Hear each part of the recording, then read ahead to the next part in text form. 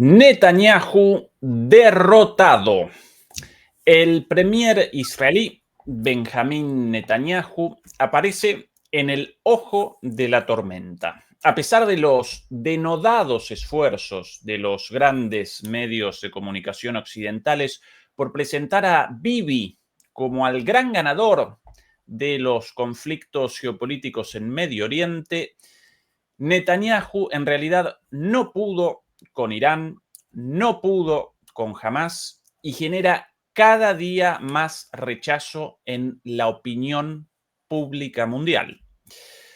¿Cómo responderá Netanyahu a esta situación? ¿Podría comenzar un ataque contra Irán en los próximos días? Muy buenas noches, muy buenas tardes y muy buenos días. Desde Berlín, Alemania, comenzamos la transmisión número 273 de Demoliendo Mitos en la Política Charlas. Muchas gracias por acompañarnos y recuerden ayudarnos, por favor, con el pulgar arriba contra la censura. Desde Madrid, España, al otro lado del continente europeo, nos acompaña Juan Antonio Aguilar. Juan Antonio, querido, ¿qué tal todo por ahí? Muy buenas, muy bien. Un placer, como siempre, acudir a tu programa.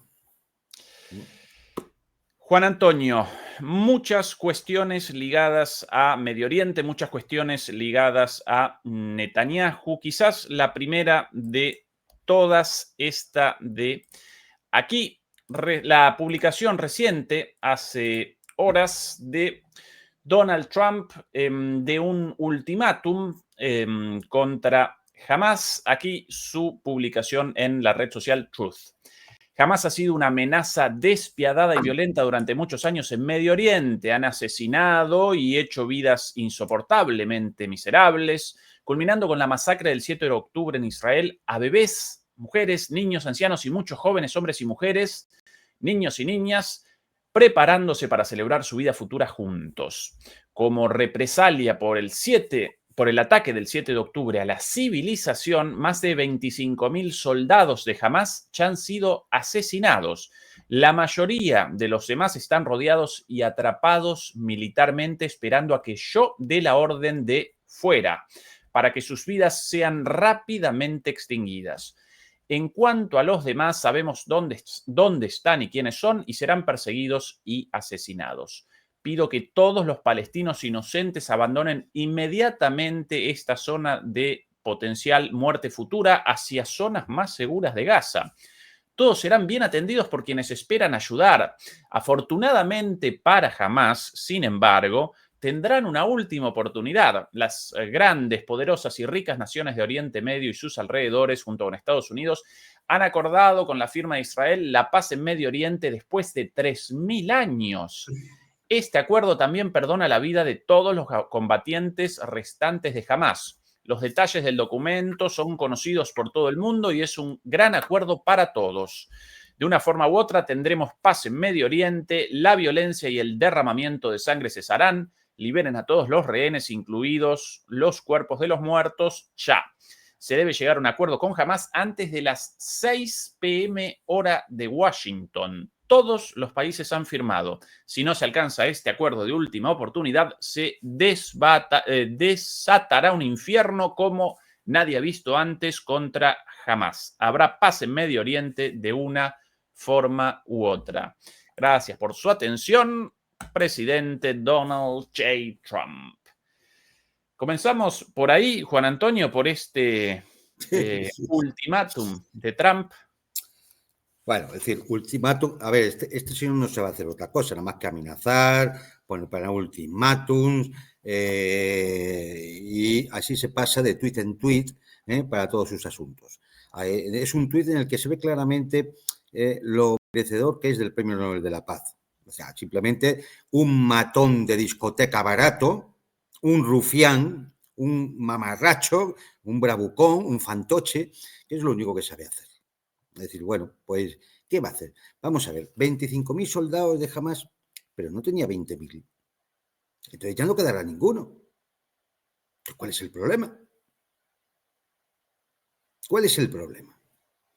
Bueno, aquí se ve claramente el fracaso de la operación militar de Netanyahu.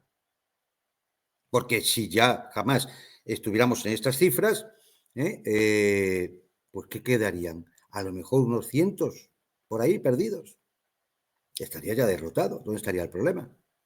Lo de los 3000 años, sinceramente, no sé a qué viene ese delirio, porque da la sensación de que, bueno, esto es la continuación de una guerra que comenzó antes de la llegada de los romanos a Judea, o algo así, no sé. Quizás cuando los persas anduvieron por la zona, ¿no? No sé, es que es una cosa que se me escapa, porque como este hombre no tiene ni puñetera idea de historia, porque es una analfabestia, o sea, es una ruina como político, pues suelta unas butadas, suelta unas gilipolleces, que es muy difícil de interpretar. Los de los 3000 años. Las zonas seguras de Gaza, ¿cuáles son esas? Porque todos los días vemos cómo ordenan desplazar a la población y cuando levantan la escena de campaña los bombardean. Ayer mismo, medio centenar de palestinos muertos. Hemos visto drones israelíes cómo quemaban las tiendas a las que se habían desplazado. ¿Cuáles son las zonas seguras de Gaza? A ver, el ignorante de Washington. A ver, ¿qué? ¿Cuáles son las zonas seguras de Gaza? Si eres un imbécil que no te enteras de nada, que solo haces caso al primer gilipollas que te viene a sonsorrarte a la oreja. Tú no eres un presidente, eres una ruina. Es lo que eres. Un ultimátum a las 6 p.m. hora de Washington.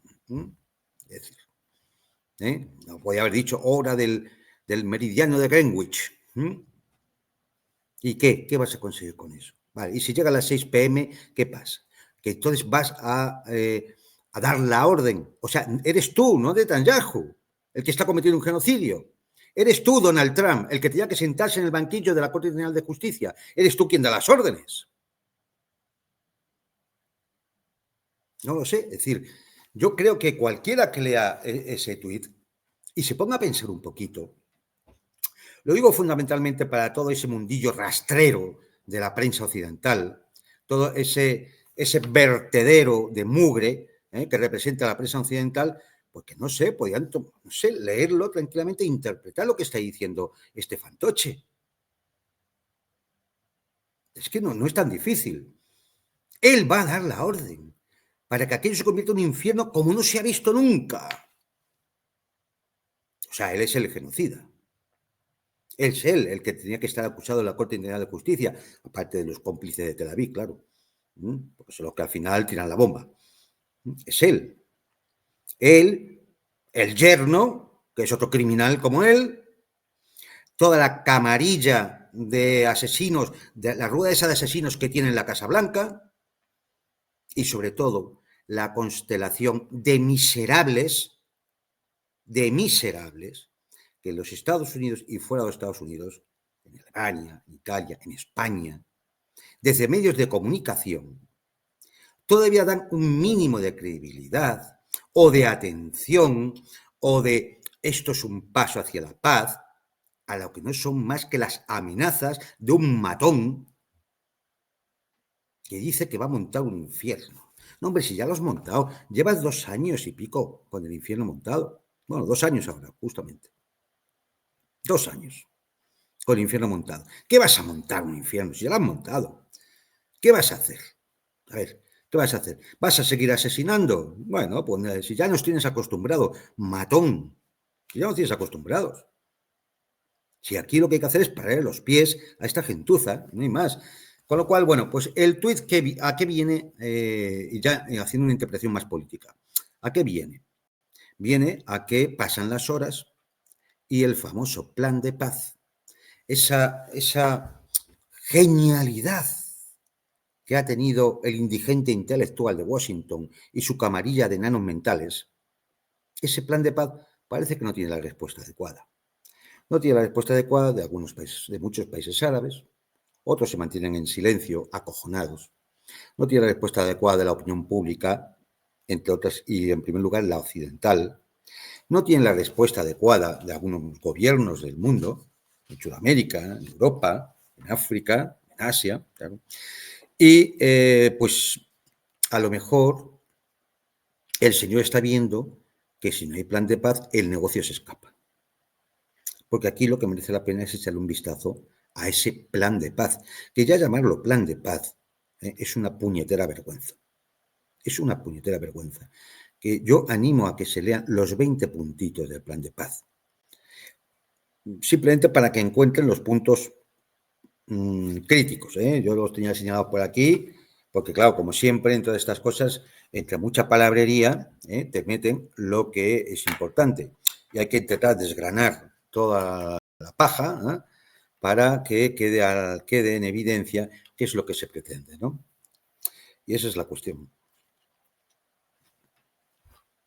Perdón, un segundito, Juan Antonio. Antes de que presentes eso, aquí el momento, la semana pasada, cuando Netanyahu, de alguna manera, determinaba su apoyo públicamente al plan de Trump. Big day, a beautiful day, potentially. Por This is a big, ahora big sí. day, a beautiful day, potentially one of the great days ever in civilization. If Hamas rejects the deal, which is always possible, they're the only one left. Everyone else has accepted it. But I have a feeling that we're going to have a positive answer. But if not, as you know, Bibi, you'd have our full backing to do what you would have to do. I support your plan to end the war in Gaza, which achieves our war aims. Gaza will have a peaceful civilian administration that is run neither by Hamas nor by the Palestinian Authority. Several countries have foolishly recognized the Palestinian state. Juan Antonio, ¿cuáles los puntos de este mentado plan y en qué fíjate, medida responden a los objetivos de Netanyahu? Mira, lo primero es cuando dice los demás ya han aceptado. ¿Qué demás? ¿Quiénes son los demás? Pero vamos a ver, si quien tendría que aceptar sería el pueblo palestino. ¿Qué demás tienen que aceptar? A ver, ¿qué nos estás intentando vender? ¿Un proyecto inmobiliario? Para que tú te enriquezcas, tú, tu señora, tu yerno, tu hija y toda la banda que te acompaña para que te enriquezcas. Esos son los demás, ¿no? ¿Quiénes son los demás? Bien, Trump lo que ha hecho ha sido coger el plan de paz, que no era tal plan de paz, sino un proyecto que se presentó en su momento cuando estaba negociando los acuerdos de Abraham, que se presentó en su momento, en el que ya estaba Tony Blair en representación de los británicos y de los intereses británicos. Cuando digo los intereses británicos, digo de la City de Londres, de los inmobiliarios y los banqueros. Estaban allí los saudíes, los cataríes, por supuesto la entidad sionista y Estados Unidos. Y aquello era un plan para hacer un negocio. Y entonces lo que han hecho lo que ha hecho Trump ha sido traerse aquel plan que creo que era de 2020, más o menos, si no recuerdo mal, lo ha traído y lo ha adaptado a la situación actual. Esto es el plan, es lo que él llama el plan de paz. Y bueno, pues son 20 puntos. Ahí, como en todo documento pues están los puntos donde se exponen cuestiones muy genéricas, que es normal que se pongan, porque es lo que se supone que es lo que adorna el documento, ¿no? Por ejemplo, el punto 1, solo me referiría a este punto de los de adorno, ¿no? Gaza será una zona libre de terrorismo y desradicalizada que no represente una amenaza para sus vecinos. Vamos a ver. Bueno, bonitas palabras. Realmente Gaza no representaba ningún peligro para sus vecinos, como se ha podido ver, como se ha comprobado históricamente. ¿Qué peligro? Para el ocupante, ¿no? Para el ocupante israelí. Claro, para ese era el peligro, ¿no? Luego, todo esto, cuando se dice esto, lo que se está diciendo es decir, Gaza será una zona donde no habrá resistencia a la ocupación israelí para que así no represente una amenaza a la entidad sionista. Este es el punto 1. Es decir, lo ponen con otras palabras, pero esto es lo que quiere decir. ¿O es que quizás Gaza ha sido una amenaza para Jordania, para Egipto, para Irak, para Irán o para alguien? ¿Para quién ha sido una amenaza? No nos tomen el pelo. Lean las cosas bien, porque el diablo se esconde en los detalles. Y fundamentalmente lo que intentan a usted, que nos ve, a quien nos escuche, es engañarles, tomarles el pelo. porque ellos piensan siempre que como son superiores, los demás son todos imbéciles. Esto yo lo he repetido muchísimas veces, ¿eh? Y no me hartaré nunca de repetirlo, ¿no? Bueno, pues, a ver, lo siguiente de bonitas palabras. Gaza será reurbanizada en beneficio de su población, que ya ha sufrido más que suficiente. Claro, es como si hubiera caído una maldición, ¿no? Las 7 plagas de Egipto, ¿no? Hubiera caído allí una plaga de langosta, ha sufrido mucho, un terremoto, no lo sé. Hombre, no, ha sufrido porque a él le está tirando bombas. Y les está tirando bombas. ¿Quién les tira las bombas? No sé, vamos a decir, a ver, nómbrelo, señor Trump. ¿Quién tira las bombas? ¿Quién vende esas bombas? ¿Quién las pone en las manos del criminal para que las tire? No, esto no es una catástrofe natural. Dice el punto 3, si ambas partes aceptan esta propuesta, la guerra terminará de inmediato. Bueno, esto psicológicamente está muy bien puesto. Es decir, claro, si todos aceptan, se acaba la guerra, deja de morir gente. Claro, el que solo lea hasta aquí, ¿qué va a decir? Hombre, habrá que aceptar el plan de paz con tal de que acabe la guerra y deje de morir gente, ¿no? Pero eso es el punto 3. Hay 17 puntos más. Y entonces, pues entramos a una serie de consideraciones técnicas de ese acuerdo, como sería que una vez liberados todos los rehenes, Israel liberará a 250 presos condenados a cadena perpetua, además de 1.700 gazatíes detenidos desde el 7 de octubre, incluyendo a todas las mujeres y niños. A ver, punto 5, porque ustedes lo lean. ¿Cómo que incluyendo a todas las mujeres y niños? Pero me quieren decir que en las cárceles israelíes, la única democracia del Oriente Medio, el ejército más honrado del mundo, el pueblo elegido y demás zarandajas y mentiras de ese fanatismo religioso que anida allí, ¿me quieren decir que en las mazmorras de la entidad sionista hay mujeres y niños? ¿Bajo qué cargos? ¿Bajo qué legislación? Es que, a ver, es que lo ponen detenidos en el contexto de lo de Gaza. Por cada rehén israelí, cuyos restos se han liberado, liberará los restos de 15 gazatíes fallecidos. En fin, cuestiones técnicas de esto, ¿no? Punto 6, una vez que todos los rehenes se han devuelto, los miembros de Hamás se comprometen a la consistencia pacífica y a la deposición de sus armas y recibirán amnistía. Es decir, punto sexto, una vez que se haga esto, Hamás se rinde, ¿no? Lo que no se ha conseguido por las armas, lo que no ha conseguido en 2 años de campaña militar de la mayor potencia militar del mundo, que es Estados Unidos, porque es quien lleva la campaña militar, quien pone la logística, la inteligencia, la financiación, las armas. Entonces, después de 2 años, quieren ahora que Hamás se rinda.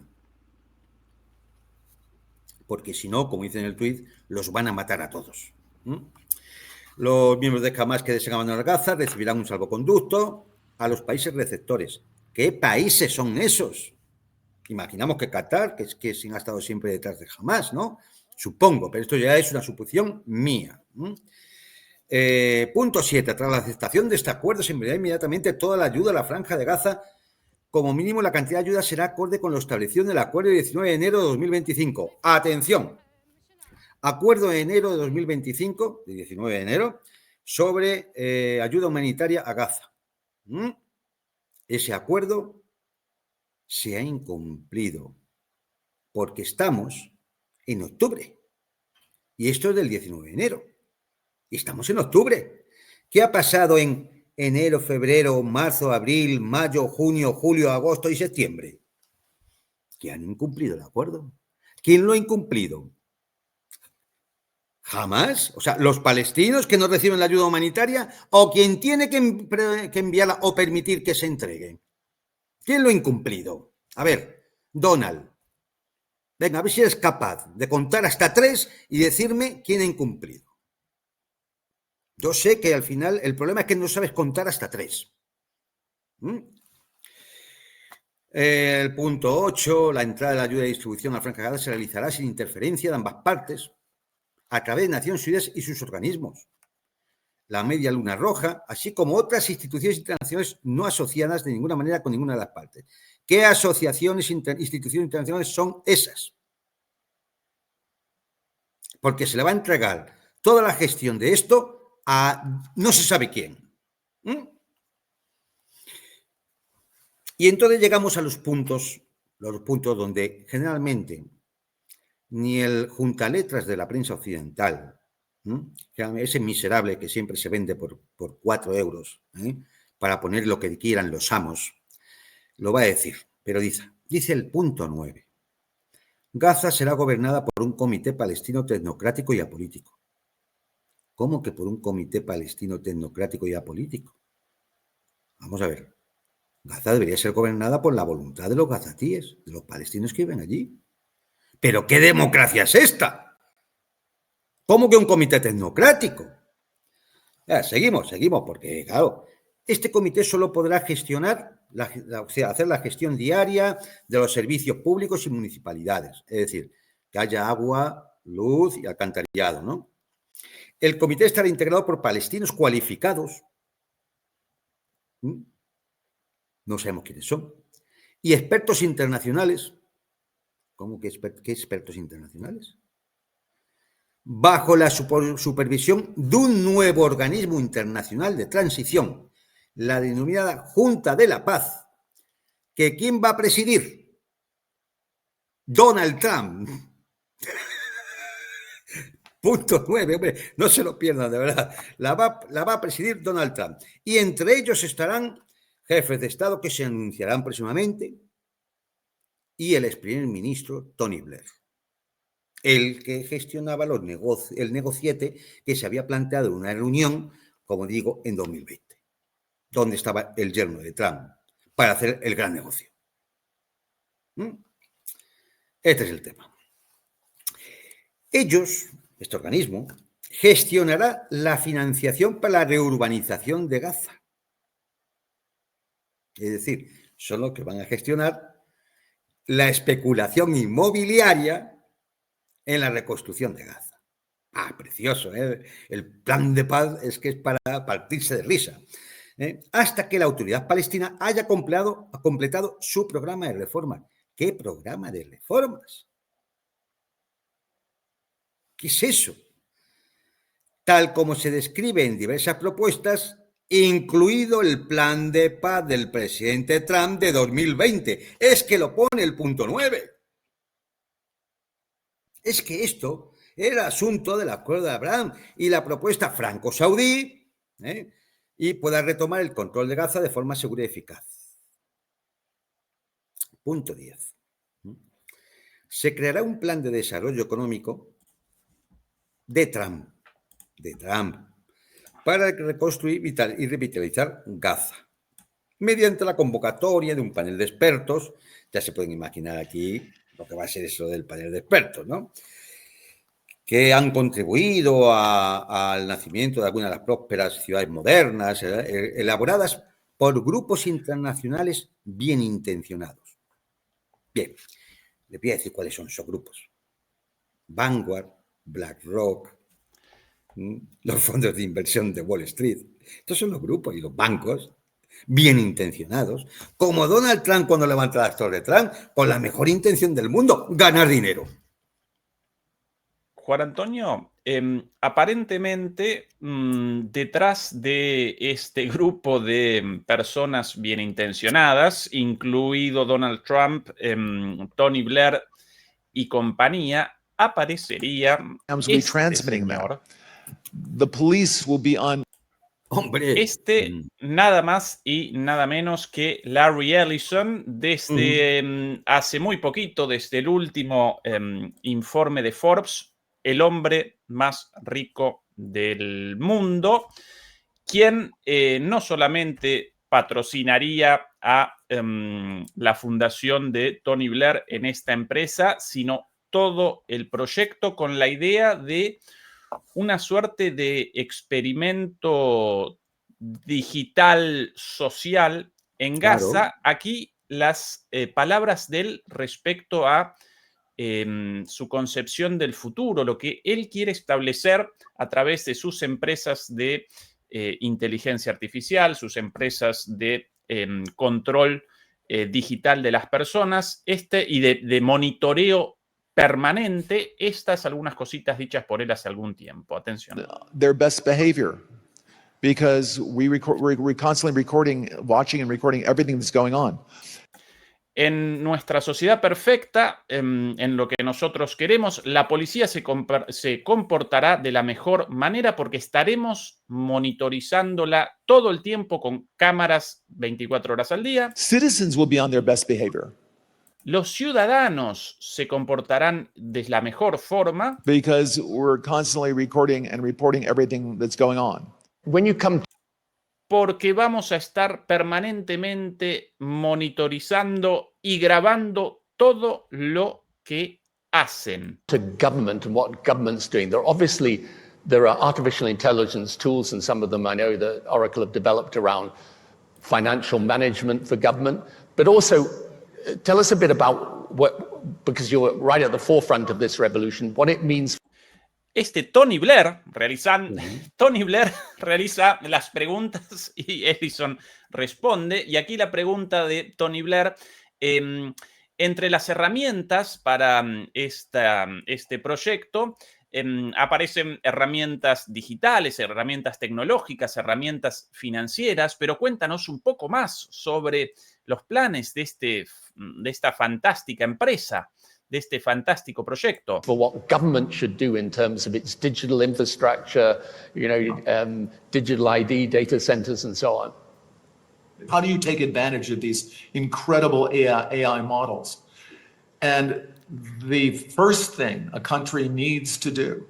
Y ahí responde Elliot, ¿cómo sacamos provecho de estos modelos de inteligencia artificial? Lo primero que deben hacer los estados is to unify all of their data so it can be consumed and used by the AI model. Es unificar toda la información recopilada para que podamos hacer un uso con la inteligencia artificial de toda esta información. Bien. El paraíso en las mentes de esta gente, básicamente una sociedad de monitorización permanente con todo eso unificado en manos de un Estado, utilizando eso con herramientas de inteligencia artificial, obviamente para la represión. A ver, genera terror esto, Juan Antonio. Se llama campo de concentración. Se llama campo de concentración. Lo pongan con lucecitas y con tablets y lo que usted quiera. Se llama campo de concentración. Y efectivamente, claro, este señor, que es el CEO de Oracle, una de las grandes tecnológicas, que es judío, que es financiador de Israel, que por tanto, y como ya he explicado en algún programa, es cómplice de ese genocidio y tendría que estar sentado en el banquillo de los acusados de la Corte Internacional de Justicia para ser ahorcado, según la jurisprudencia de Nuremberg. Este señor es de los bienintencionados que van a aplicar el punto 10 del plan de paz, con su amigo Tony Blair y la pandilla de cuatreros que les van a acompañar. Bueno, yo, mira, vamos a dedicarle algún minuto más por los siguientes puntos, porque también son tela para que nos demos cuenta de lo que significa este plan de paz. Punto 11. Se establecerá una zona económica especial con tarifa preferencial y tasas de acceso que se negociará con los países participantes. ¿Qué países? Egipto, Irán, Siria, ¿qué países? Van a ser países ricos, ya se lo digo yo. Van a ser países ricos. Fundamental va a ser Estados Unidos, el Reino Unido, Francia y algunas petromonarquías. Punto 13. Hamás y otras facciones acuerdan no participar en el gobierno de Gaza, ni directa, ni indirectamente, ni de ninguna forma. O sea, que entonces todo en la resistencia palestina que no sea la Autoridad Nacional Palestina en su día, cuando llegue, o el gobierno tecnocrático ese impuesto, que es una dictadura de facto, no puede participar en la vida política de Gaza, que es como decir de la mitad de Palestina, ¿no? 14. Los socios regionales garantizarán que Hamás y las facciones cumplan con sus obligaciones. ¿Quiénes son los socios regionales? Como no lo sabemos, ¿cómo van a garantizar que eso ocurra?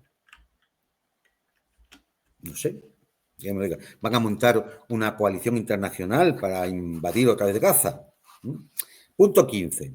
Estados Unidos colaborará con socios árabes e internacionales, esto viene del acuerdo del 2020, para desarrollar una fuerza internacional de estabilización temporal que se desplegará de inmediato en Gaza, es decir, una ocupación militar de tropas norteamericanas y sus socios. Que ya nos podemos imaginar quiénes son. No van a ir tropas chinas ni rusas, ya se lo digo yo, ni venezolanas. Van a ir de los de siempre, de los colonialistas. Punto 16. Israel no ocupará ni anexará Gaza. Claro, no tiene ya ningún sentido ocuparla si ya la vas a gestionar con tus amigos y tus socios. A medida que las fuerzas de defensa de Israel establezcan el control y estabilidad del territorio, es decir, a medida que lo ocupen, las fuerzas de defensa de Israel se retirarán según las normas, los hitos y los plazos vinculados a la desmilitarización que se acordarán entre la Fuerza de Defensa de Israel, los garantes y Estados Unidos. Es decir, ¿cuándo se van a ir? Cuando la entidad sionista y Estados Unidos quieran. Es que vamos, no sé. Yo es que de verdad que alucino.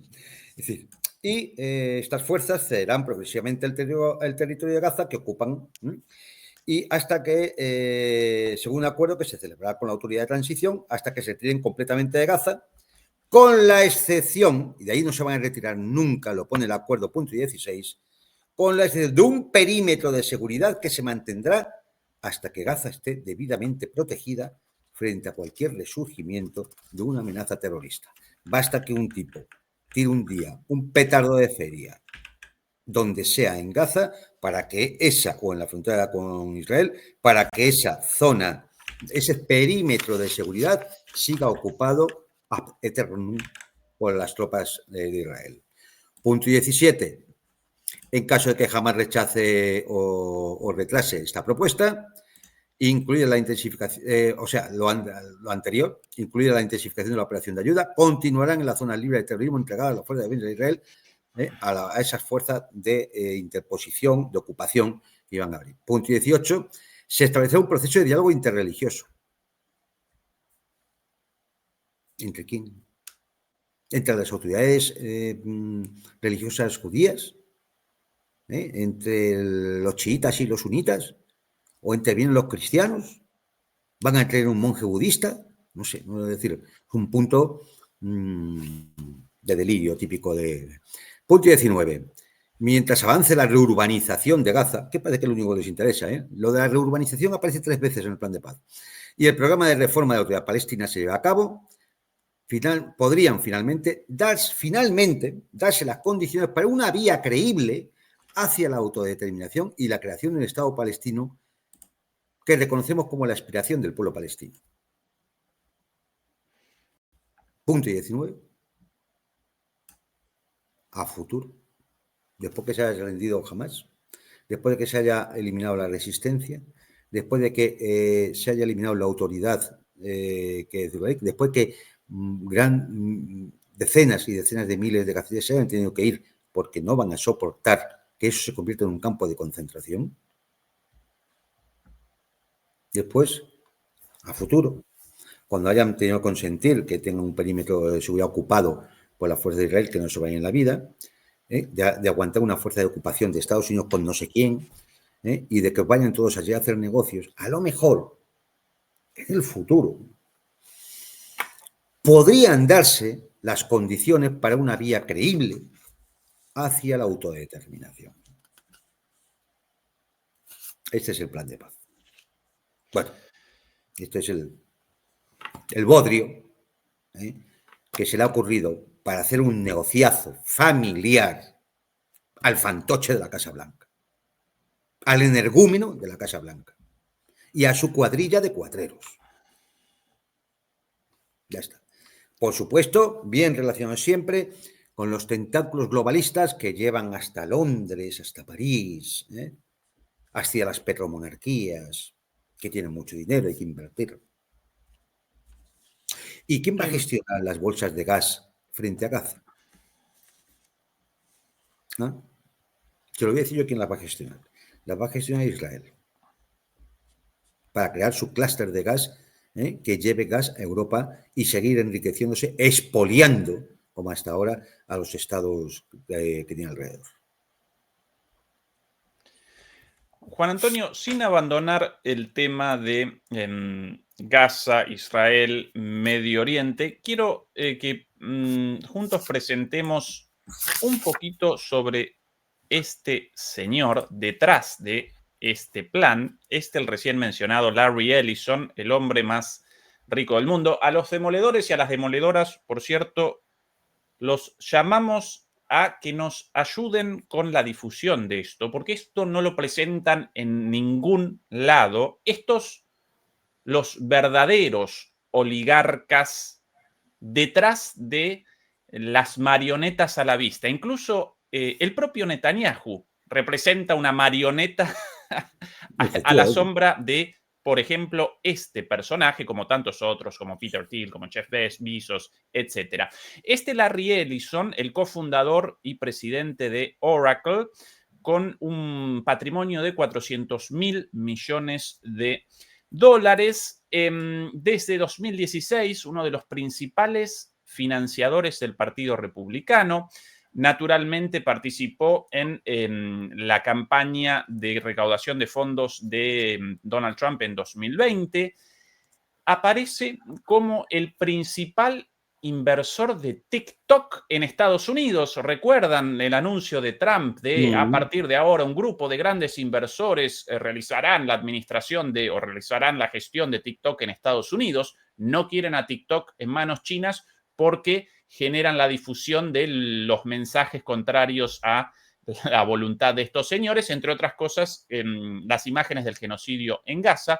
Además, participa, a propósito de Trump y de anuncios políticos, participa en el proyecto Stargate, presentado, si no recuerdo mal, en mayo de este año, por el propio Donald Trump en Estados Unidos, en la Casa Blanca, un proyecto de inteligencia artificial masivo con una inversión de los Estados Unidos, de los estadounidenses, de los contribuyentes, de 500.000 millones de dólares de los bolsillos de los estadounidenses para un proyecto de inteligencia artificial masivo, de generación de servidores de inteligencia artificial de forma masiva, con Oracle, este señor, OpenAI, en inglés OpenAI, OpenAI, de Altman.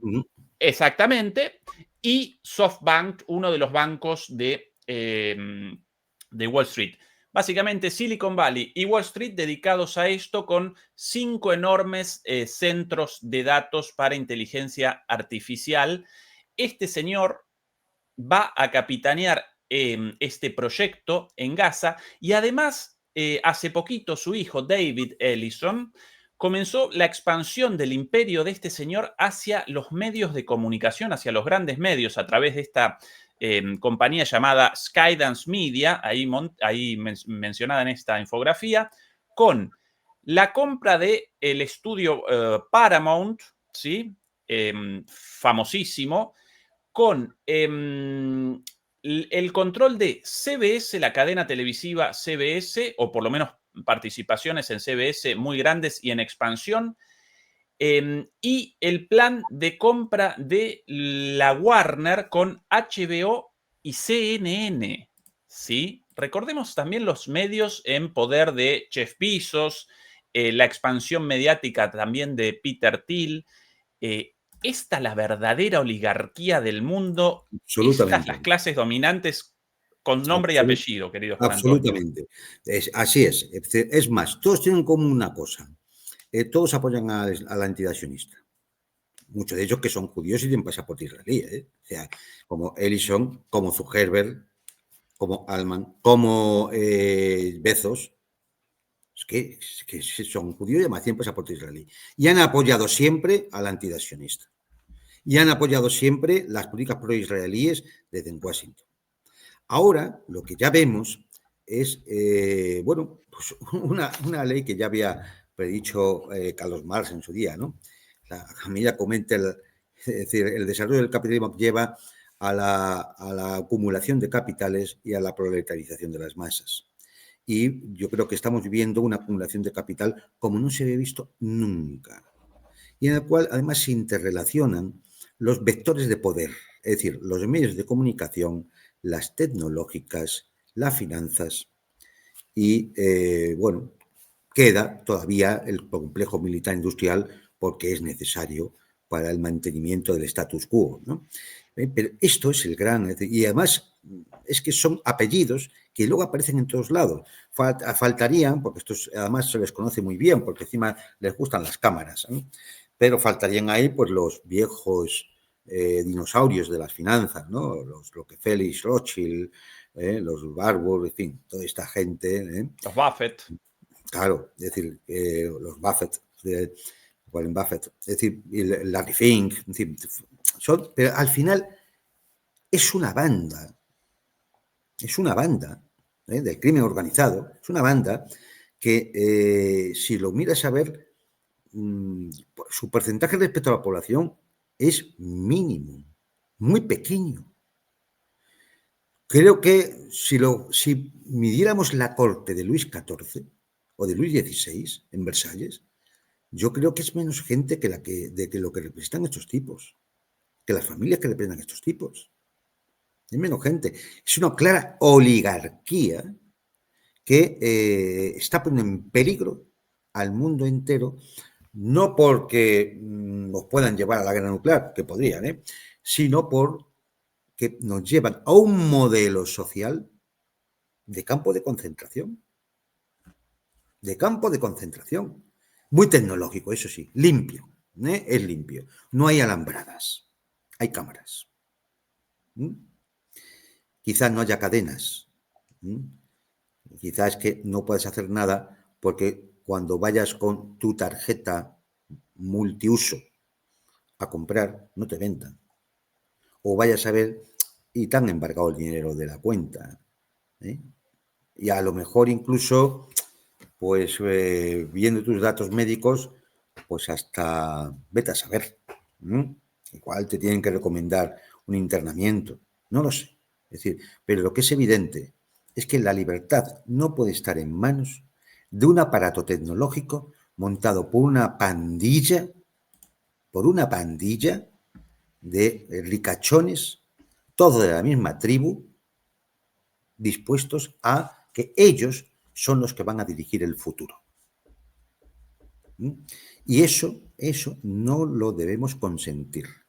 Cueste lo que cueste. Cueste lo que cueste.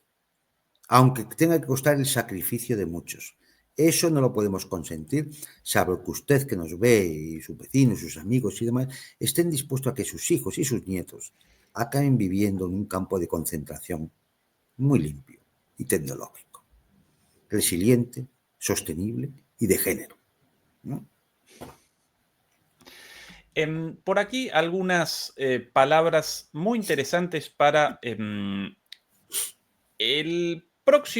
la próxima perspectiva del mismo tema, la próxima dimensión del mismo tema, Juan Antonio, y querría después tu opinión respecto a esto. Tucker Carlson sobre la relación entre Israel y Estados Unidos. Aquí aparece un debate muy interesante últimamente en el conservadurismo estadounidense, históricamente pro-israelí, pero desde hace algún tiempo mucho más crítico, como por ejemplo aquí Tucker Carlson. Atención, esto ya con subtítulos.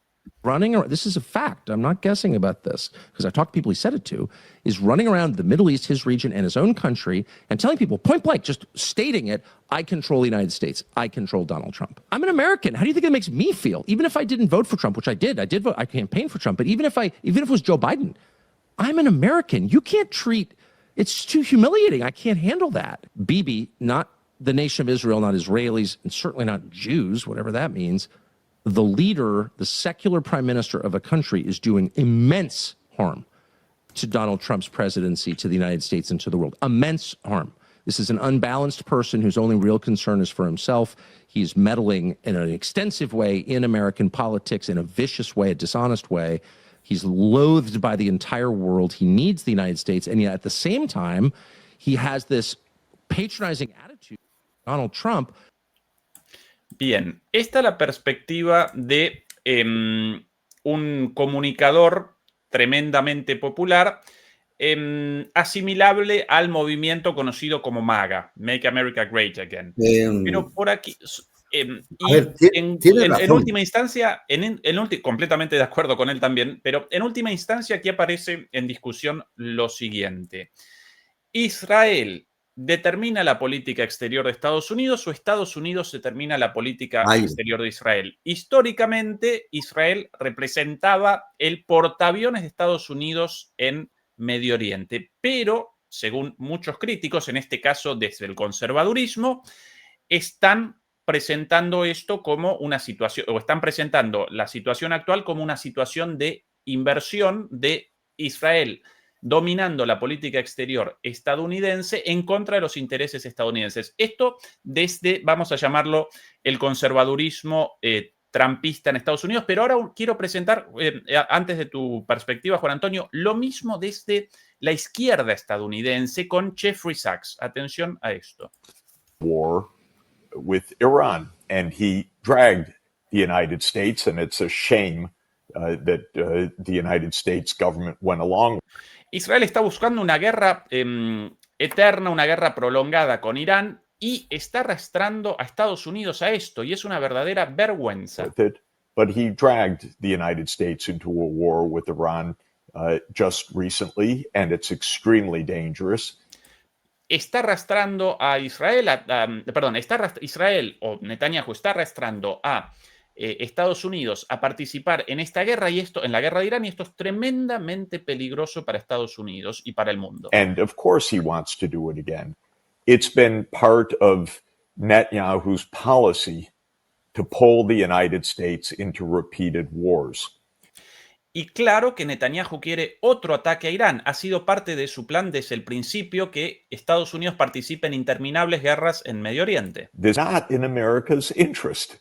It's not in America's interest to be isolated in the world together with a murderous rogue state, which is. Y no es en el interés de los Estados Unidos estar completamente aislado de todos en alianza con un Estado paria y asesino como Israel. Las palabras de Jeffrey Sachs, por cierto, Jeffrey Sachs, judío también, un poquito más. Sad to say what the Israeli government has become. It is the most lawless state in the whole world right now. It's committing massive war crimes.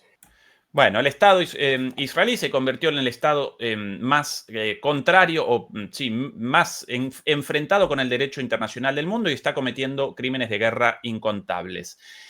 Esta perspectiva crítica ahora desde el otro polo ideológico, ¿no? De la derecha y de la izquierda, la misma crítica. ¿Cuál es tu perspectiva, Juan Antonio, sobre esto? Pues que tienen razón, pero es que les falta un paso.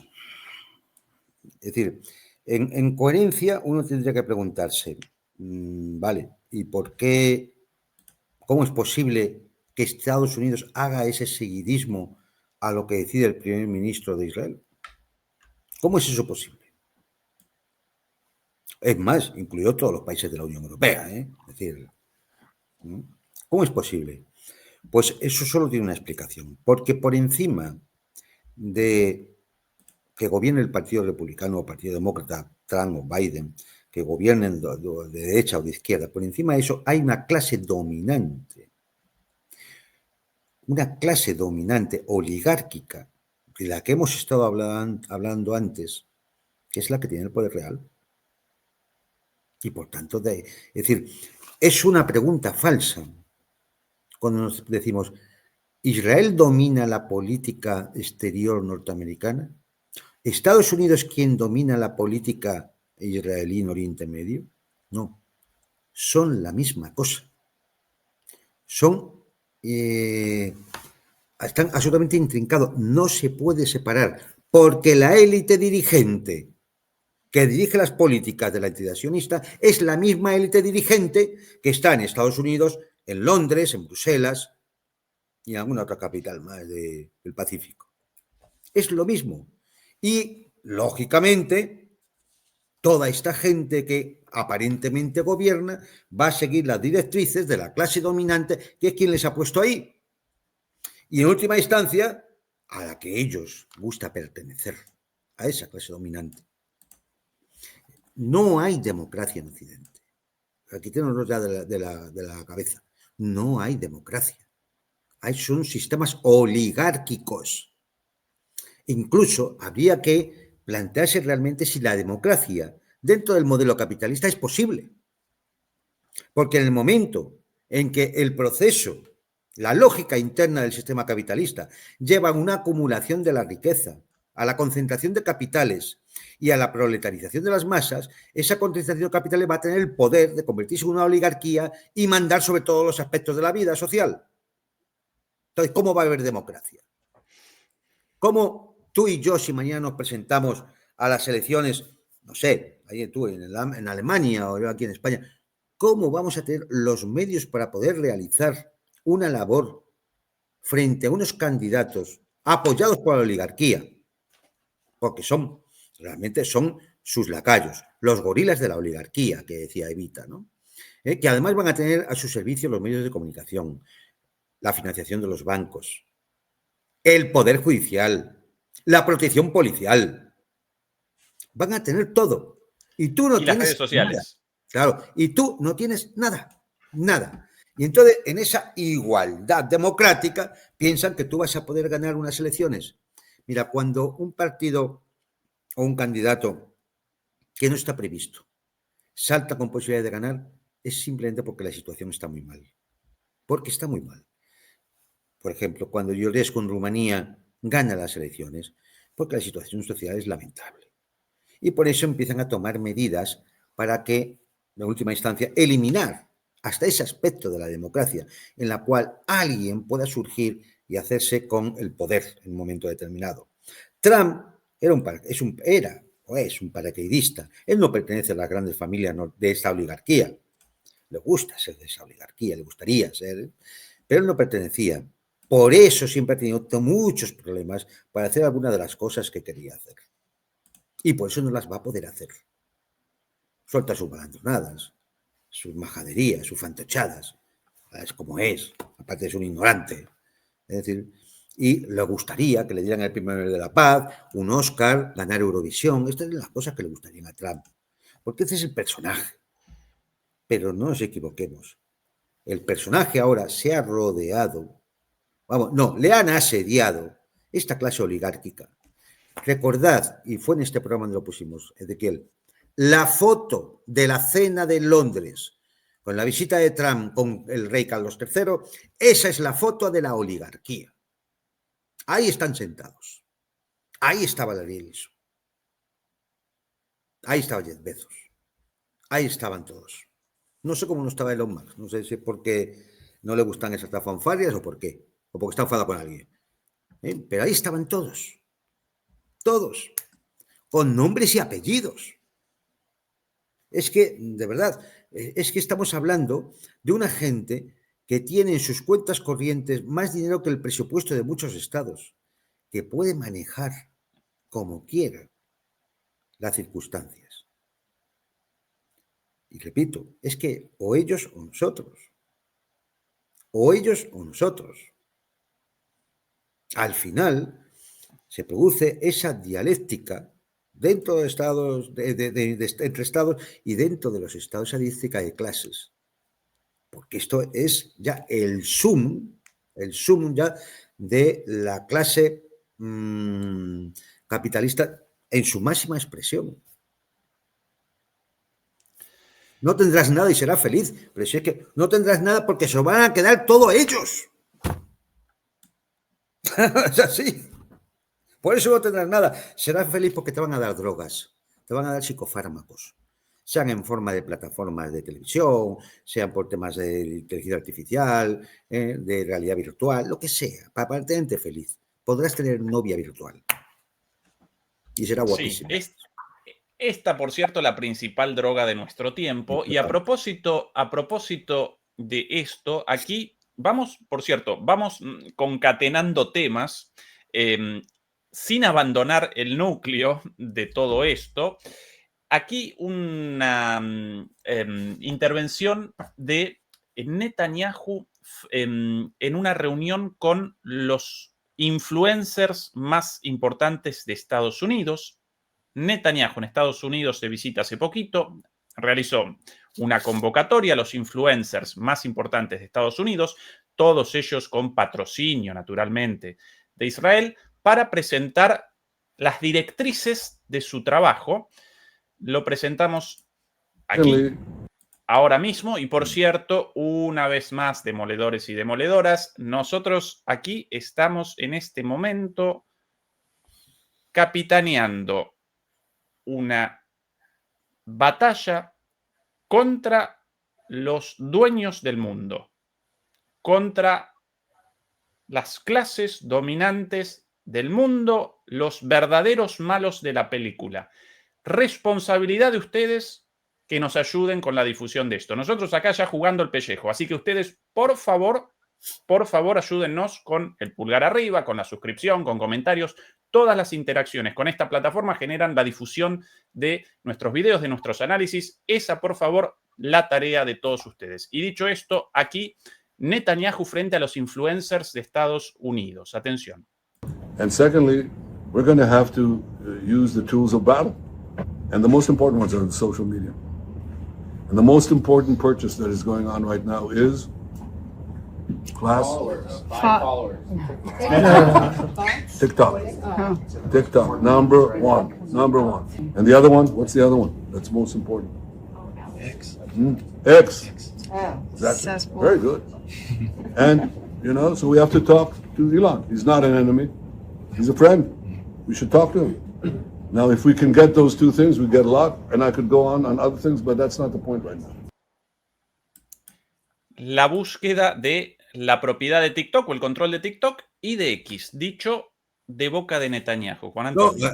No, hay una cosa buena que tiene Netanyahu, que eso hay que reconocerlo. Y es que no se esconde, es descarado. Lo suelta.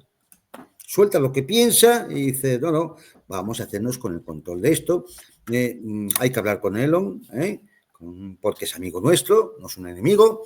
Hay que hablar con él. ¿Por qué? Porque hay que utilizar eso, las redes sociales, como herramienta de batalla. A ver, si nos lo está diciendo. Si es que lo está diciendo.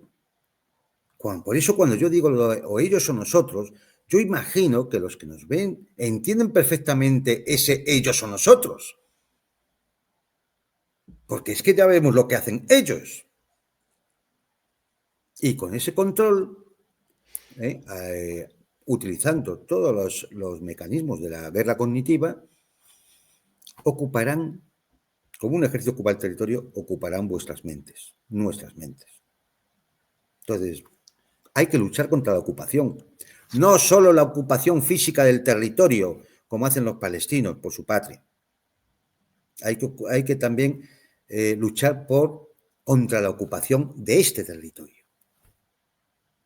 Y este es un bombardeo diario en las redes sociales, en los medios de comunicación, en la televisión. Si no somos conscientes de eso, estamos perdidos,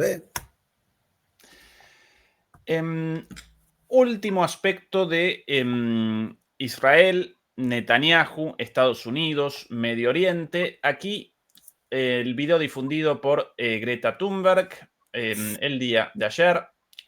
Una de las participantes en la flotilla global Sumud, todos ellos ya detenidos. Atención.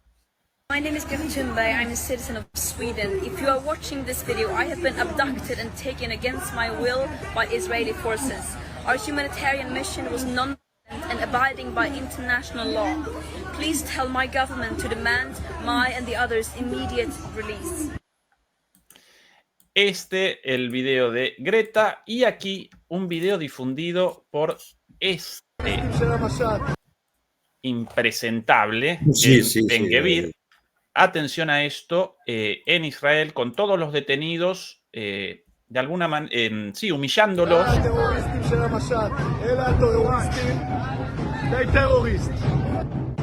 Diciendo son terroristas, they're terrorists. אגב, האוניות שלהם נמצאו קרחנה שלמה. הם לא באו באמת אלא הם באו בעד עזה, בעד הטרוריסטים. אלה טרוריסטים. הם תומכי טרור. מה זה פה? Ahí recorren uno de los barcos en búsqueda de armas como prueba de que estos tipos de que esta gente es terrorista, y ahí las cosas llevadas, la ayuda humanitaria, alimentos, cuestiones, bueno, no, nada encontrado obviamente más que alimentos. Era el ministro del Interior, si no recuerdo mal, de Israel, y perteneciente a una corriente supremacista, directa, racista supremacista dentro de Israel. Un completo enfermo mental. Hay que darle más vueltas. Un completo enfermo mental, un sociópata.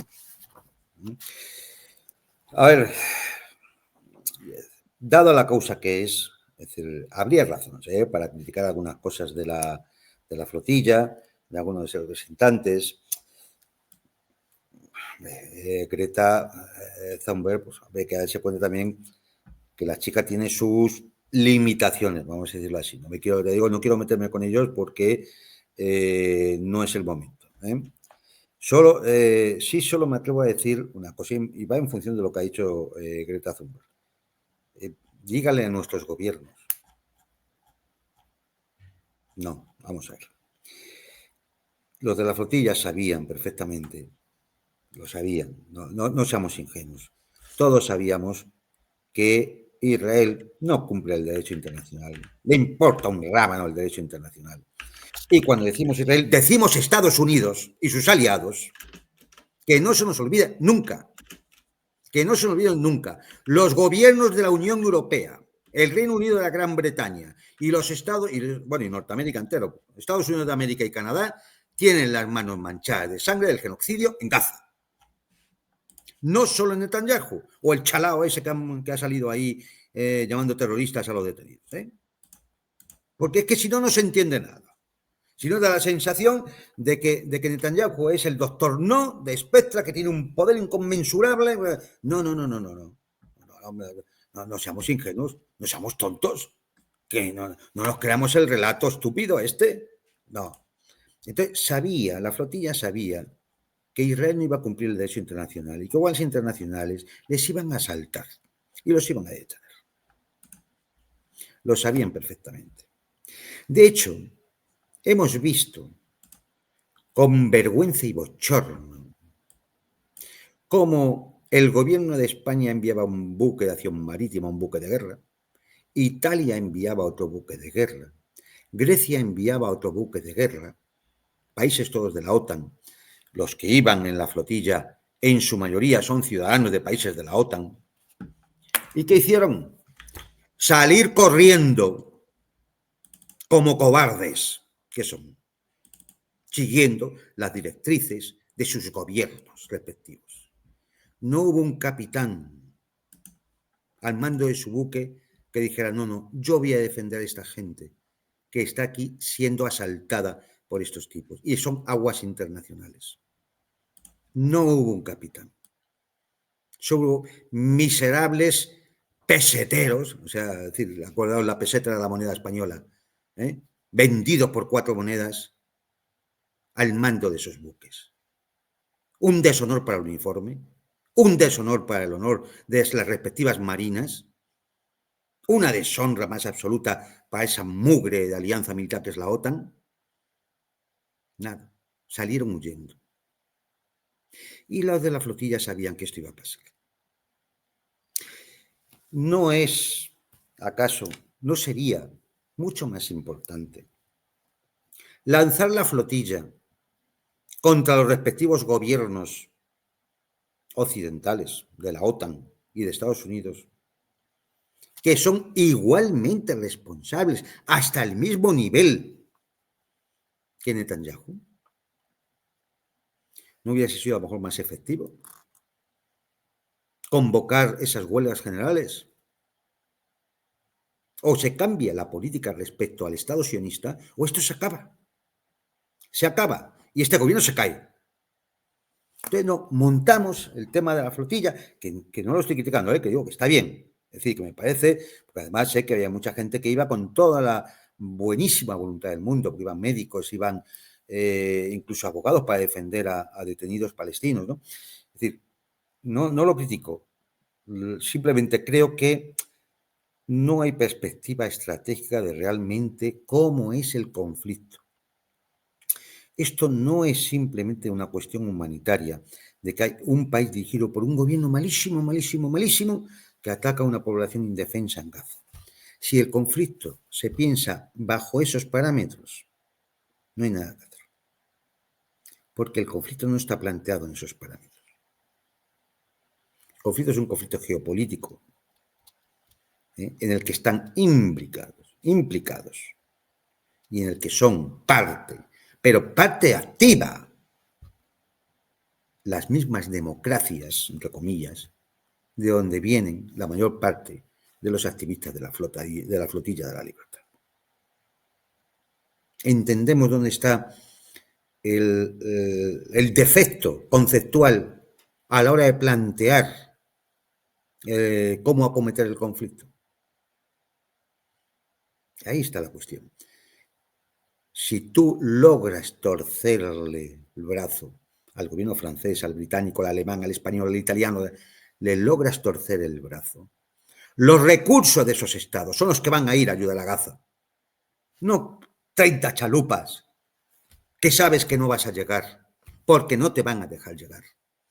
Y te ponen buques de las armadas para hacer el paripé de que se va a defender y te dejan tirado. Notamos que hay un error en el planteamiento de la campaña, si habláramos en términos militares. Hay un error estratégico ahí. No se puede plantear el conflicto así.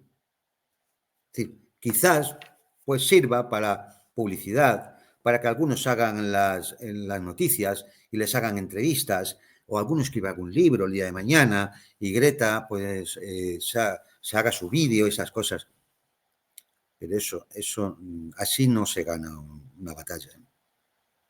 Y yo creo que, es decir, ya digo, no es una crítica a ellos, porque ellos son los que se han subido a los botes y se han ido para allá, y tiene su riesgo.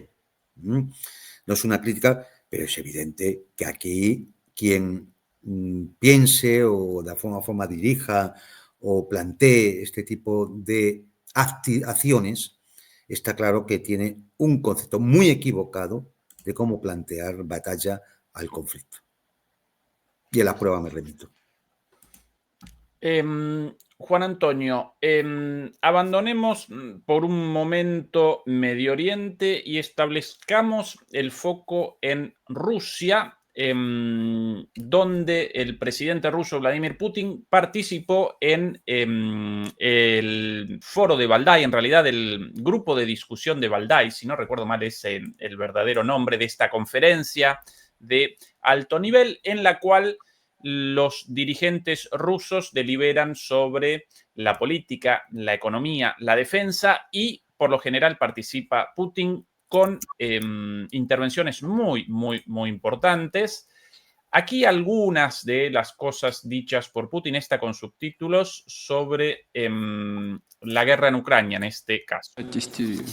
Оказывается, война с русскими чуть ли не на пороге. Повторяют эту чушь, эту мантру раз за разом. Они же не могут верить в то, что говорят, что Россия собирается нападать на НАТО. Либо очень некомпетентные, если действительно верят, потому что поверить в эту чушь невозможно. Или просто непорядочные, потому что они сами в это не верят, а своих граждан в этом пытаются убедить. Bien, esto sobre efectivamente, son los drones rusos en la sopa. ¿Qué cosas más dichas por ahí por Putin en Valdai? Muchas, muchas, muchas.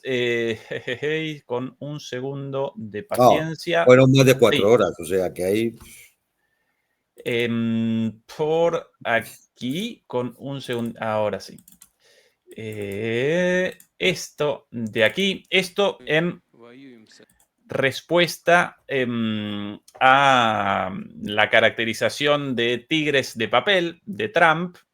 Aquí responde Putin en broma, bueno, como muchas de sus respuestas.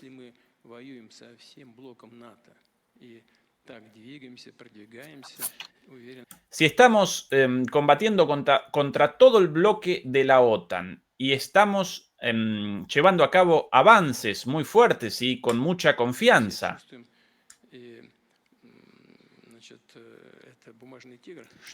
y eso significa que somos un tigre de papel, entonces, ¿qué es la propia OTAN? Y la risa. ¿Qué representan ellos?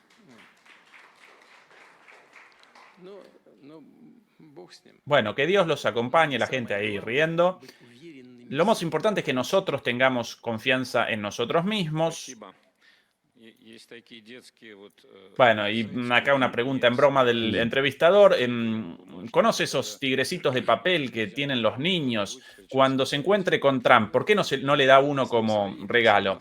Y responde Putin, bueno, yo tengo una buena relación con Trump, nos conocemos, tratamos esto, usted sabe, con mucha calma, muy relajadamente, y en no sé en qué contexto dijo esto el tigre de papel, pero muy probablemente haya sido con ironía. Bueno, desescalando con Trump, pero el mensaje claro, si nosotros un tigre de papel ganando, ustedes...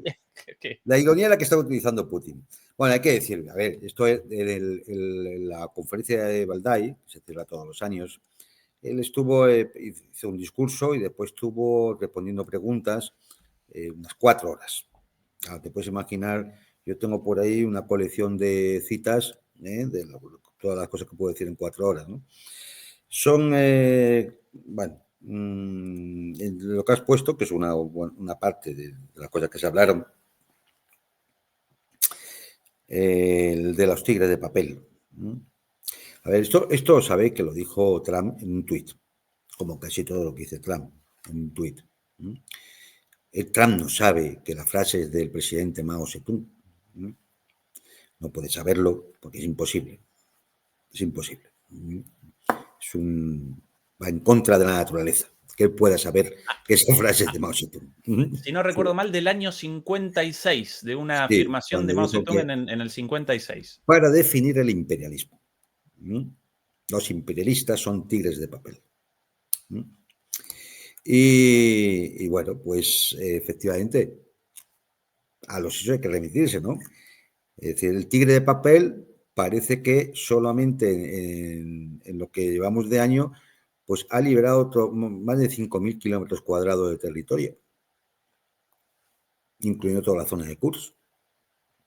No voy a referirme aquí a las bajas producidas, a la destrucción en el enemigo, y todo eso frente no a los 30 países de la OTAN, a los 50 de Rammstein, que son los que financian, envían armas y apoyan al régimen de Kiev.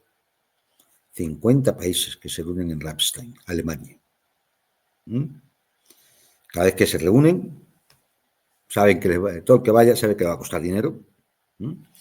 Y esto es con lo que se enfrenta Rusia. Y es el tigre de papel, claro. Los demás juntan el rabo de un ratón. Para lo único que sirve. Porque, visto lo visto, evidentemente, claro que la OTAN sabe que Rusia no va a lanzar ningún ataque, ninguna operación Barbarroja a la inversa para invadir toda Europa. Lo saben por una cuestión de sentido común. Cuando uno ve las tablas de recursos militares que uno tiene que disponer para una campaña de ese tipo, ¿no? Y darte cuenta que el enemigo dispone de un presupuesto de defensa 20 veces el tuyo. Te triplica en población y te cuadruplica en Producto Interior Bruto.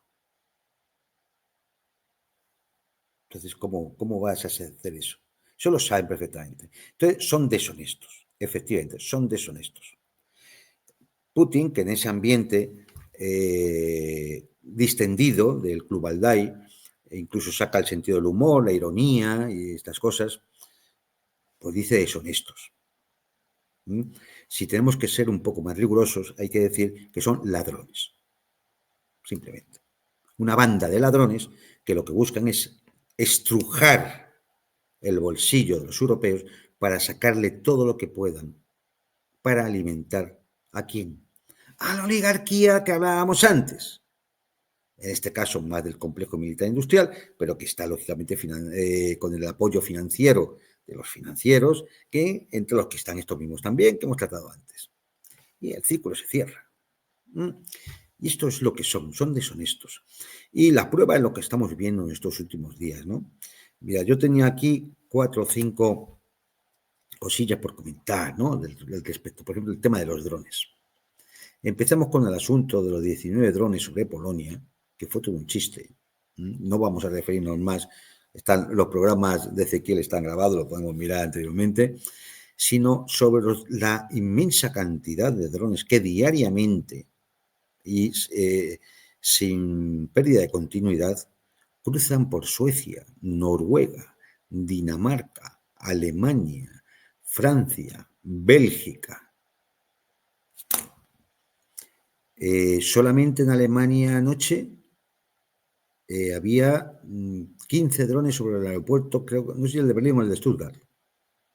Ezequiel, no sé si era el de Berlín o el de Stuttgart. Puede que el de Múnich, yo también recuerdo la noticia ahora. 15 drones, o sea, 15 drones. Es decir, si uno empieza a contar todo esto de estos últimos días, ¿qué estamos hablando? Del orden de 70, 80 drones que han entrado en el espacio aéreo de la OTAN sin que hayan sido capaces de derribar uno, ni uno solo. Para decir, aquí está, míralo, el dron. Mira, ahí la cara del presidente Putin, míralo, ahí está. Son rusos. Ni uno. No son capaces de derribar ni uno solo.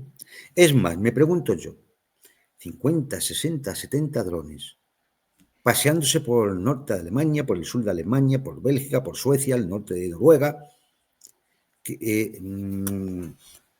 ¿Hay algún avión de estos que repostan en el aire para esos drones? Porque en algún momento se les acabará el combustible.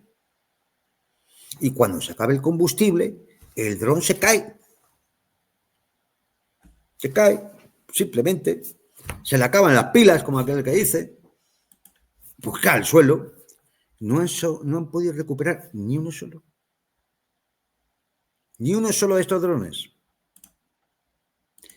A ver, en estos momentos, y sin mayor prueba, que habría que analizarla, porque estos son capaces de inventarse hasta en la rueda, es evidente que todo esto es un montaje. Es mentira. Es mentira. Puede que aprovechen situaciones como esa pareja china que estaba jugando con un dron. Creo que una pareja alemana también en Noruega la han detenido porque estaba jugando con un dron. Y puede que ocurran este tipo de cosas. Claro que sí. Pero eso es la letra pequeñita de la letra pequeñita. Eso no es lo que va a salir en los titulares. Lo que sale en los titulares es la amenaza de los drones rusos. Una forma de guerra híbrida que atemoriza a toda Europa, ¿no? Es más, nadie sabe sobre realmente de dónde vienen. Parece que los radares no detectan nada. Nadie sabe tampoco luego dónde van. No han atacado ningún objetivo ni nada. No sé, irán a sacar fotos. ¿Qué han averiguado? ¿Emiten señales esos drones? No sé, algo. Es decir, ¿qué han averiguado? Toda la OTAN, ¿qué ha averiguado sobre este tema? Nada. Que es una amenaza rusa, y por lo tanto hay que levantar un muro de drones que va a costar lo que no está en los escritos, que creo que por eso, creo que Merz, el alemán, creo que ha sido uno de los que ha puesto el grito en el cielo diciendo que no hay dinero para eso. Un muro de drones. Porque todo esto siempre lo arreglan gastando dinero. Gastando dinero, lógicamente, de los ciudadanos, no el de ellos. El de ellos no. Entonces se gasta el dinero de los ciudadanos para que se lo lleve Larry Ellison.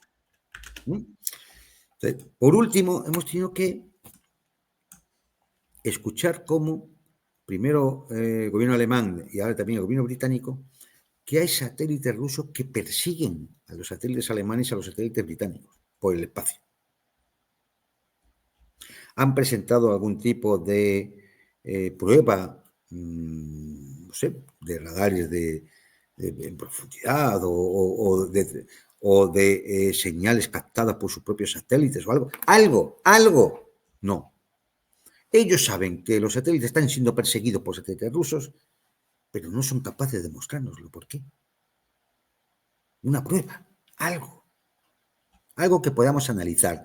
A ver si nos están mintiendo otra vez. Nada. Y cuando no hay nada, no puedes analizar nada. Y como no puedes analizar nada, no puedes descubrir la mentira. Y cuando alguien no quiere que se descubra algo es porque es mentira.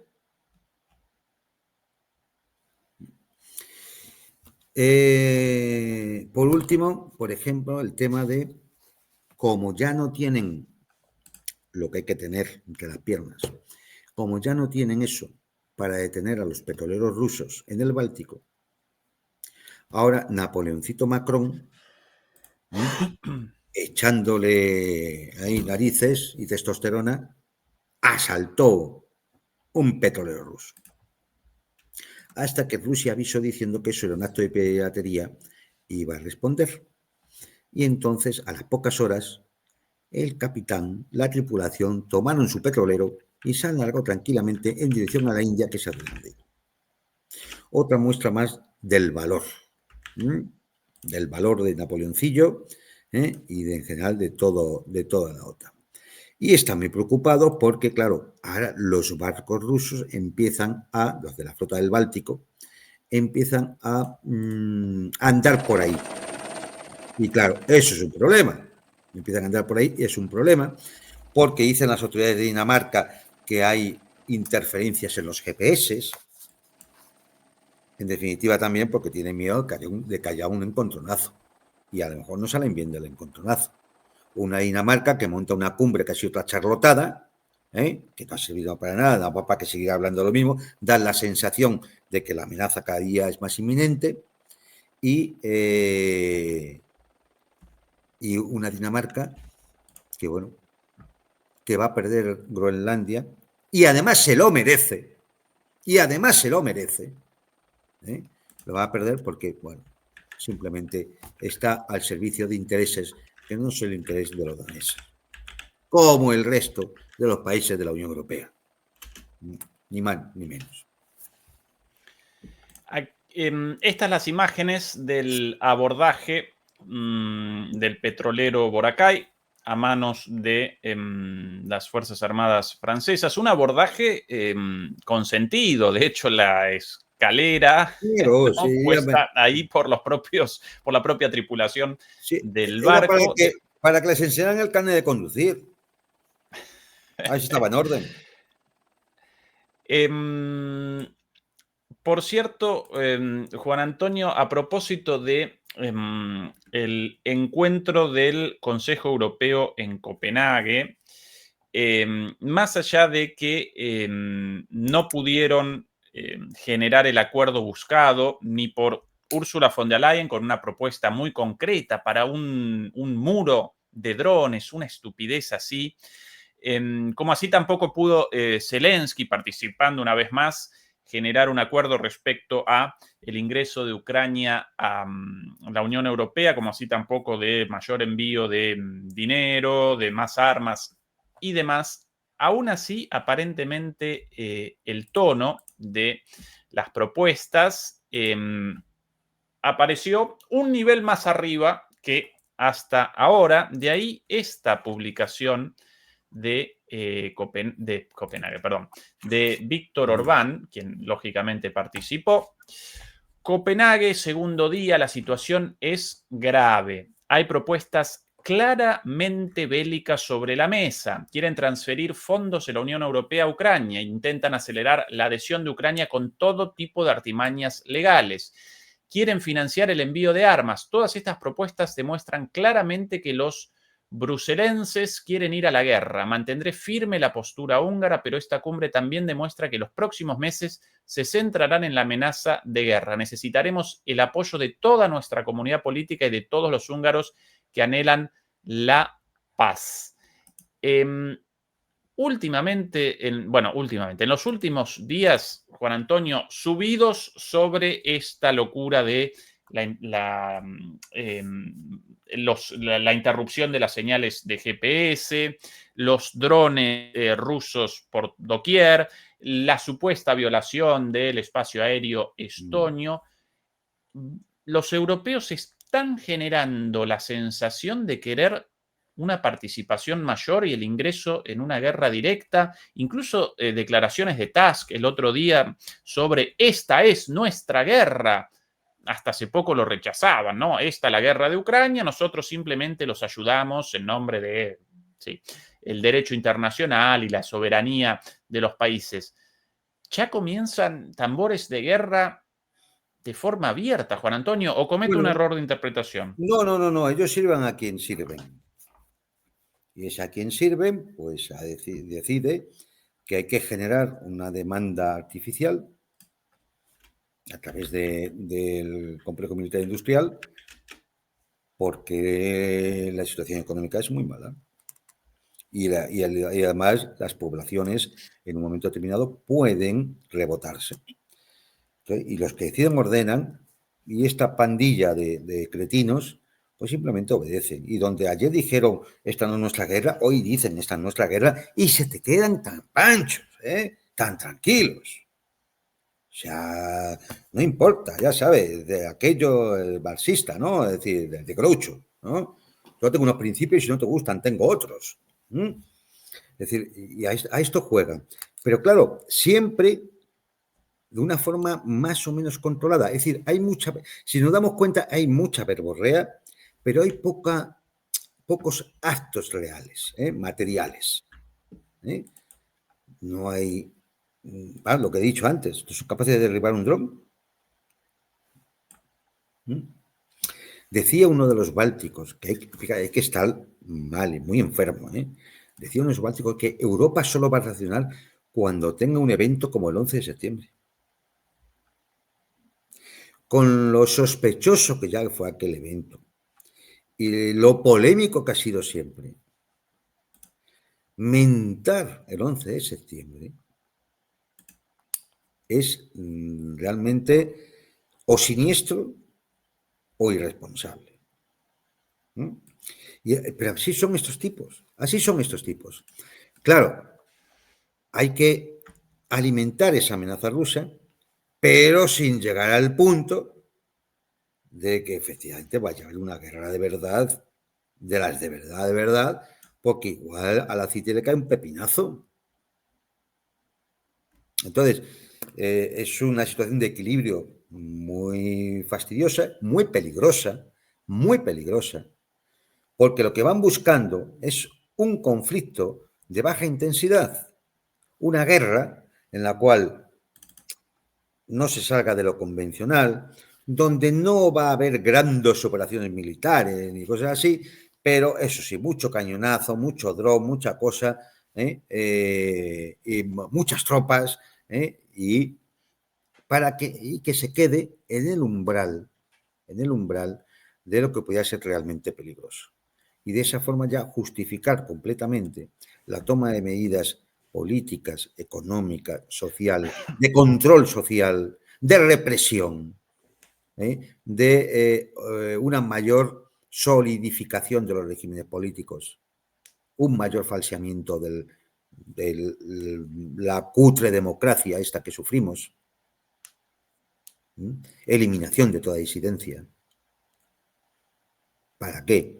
Para que al final efectivamente todos los que están dentro del campo de concentración a trabajar, que hay que pagarles a la oligarquía, a los grandes, a los de la mesa del palacio en Londres. Para eso quieren. Y para eso, efectivamente, van hacia el conflicto, pensando siempre que lo van a poder controlar. Pero claro, a lo mejor llega un momento que hasta Putin dice, hasta aquí hemos llegado. Y a lo mejor el conflicto se sale de madre. Y entonces se dará la profecía autocumplida. ¿Ves cómo Rusia era una amenaza? Muy peligroso. Muy peligroso. Venimos avisándolo. Esto es muy peligroso. Y los pueblos tienen que estar alerta.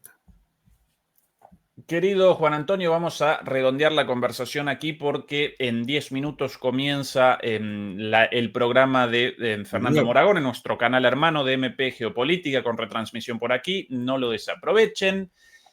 Muchas gracias, como siempre, a los demoledores y a las demoledoras. Recuerden, por favor, acompañarnos con el like, el pulgar arriba, con las suscripciones, las membresías. A través de PayPal nos pueden ayudar naturalmente también. Y dicho esto, el cierre tuyo, lo que quieras, Juan Antonio. Bueno, pues casi eran estas mismas palabras, ¿no? Que vivimos un momento muy peligroso. Hay situaciones en la historia, y se ha visto donde, por distintas razones, como por ejemplo esta, en la cual una hegemonía se ve confrontada por potencias emergentes, en los cuales aumenta gravemente la situación de incertidumbre a nivel global. El problema del aumento de la incertidumbre es que generalmente va acompañada de una aceleración de los acontecimientos. Entre otras cosas, porque ante tanta incertidumbre se acaban tomando decisiones muchas veces equivocadas, porque casi no tienes tiempo o casi no tienes claro por dónde hay que tirar. Entonces se produce una aceleración y así podemos ver cómo en un espacio de tiempo relativamente breve los sucesos se aceleran, los acontecimientos se aceleran. Y vemos muchos cambios muy rápidamente. Esto lo señala también Putin, previamente en la conferencia de Valdai. Cómo el mundo está cambiando mucho y muy rápidamente. Claro, alta incertidumbre y cambios acelerados, pues esto indica un peligro alto. Mucho peligro. Y como ya vemos cómo juega esta gente, las intenciones que llevan, el poco respeto que le tienen a la ciudadanía, el poco respeto que le tienen a sus países, porque realmente ellos trabajan para los que trabajan, lo hemos dicho antes, pues, amigo mío, nos pueden meter en una situación muy peligrosa, muy peligrosa. Y como decía antes, alerta a los pueblos porque al final ellos no van a ir a ninguna guerra, van a ir ustedes. Juan Antonio, un placer como siempre. Mañana tu programa, ¿verdad? Por DMP Sí, Geopolítica. Y a los demoledores y a las demoledoras, recuerden también que comenzamos nuestro canal en inglés de Demoliendo Mitos en la Política para que nos ayuden con la difusión entre sus amigos angloparlantes o, sí, quien no pueda con el español nos puede acompañar a través de ese canal en inglés con doblajes hechos con inteligencia artificial. Demoledores y demoledoras, hasta pronto. Chau, chau. Venga, adiós. Un saludo.